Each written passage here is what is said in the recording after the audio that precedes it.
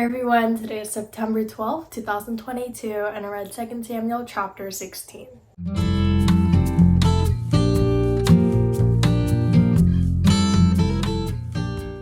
In today's chapter, God provides David and his men with food through a person named Ziba, and then David gets cursed out by one of Saul's relatives, and today's chapter all comes to an end with Absalom entering Jerusalem. Now I want to dive deeper into the second section of today's chapter, and this is where David gets cursed out. A man named Shimei basically screams at David, calling him a man of blood, and this is definitely a situation where David could have gone off at him, but rather we see his actual response in verse 9 and 10. It says, "Then Abishai the son of Zeruiah said to the king, 'Why should this dead dog curse my lord the king? Let me go over and take off his head.'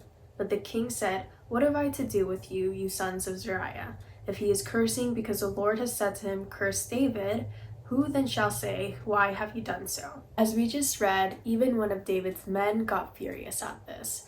But rather than David saying, "Hey, do you know who I am? I'm the king," he humbly admits the fact that he is a sinner and he has faith in God and in the fact that this is all a part of his plan. Applying this to my personal life, I had a somewhat not similar but correlating situation to this today. At school, we have this really cool scuba diving trip that we can attend, but it's actually really expensive. So after discussing and thinking about this issue for a really long time, I decided, what if I get a job so that I can afford all of this on my own?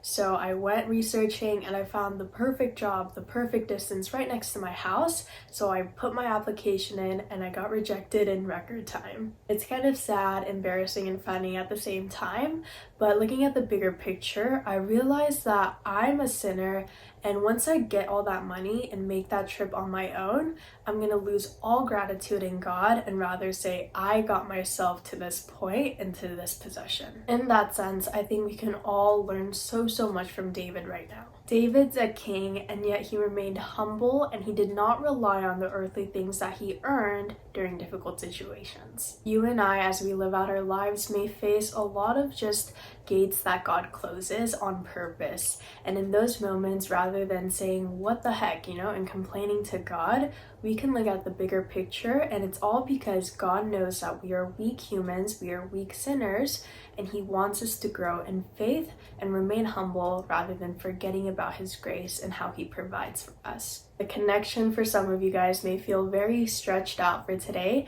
but personally, today's chapter was very encouraging for me and eye-opening, so I hope it did the same for you guys too.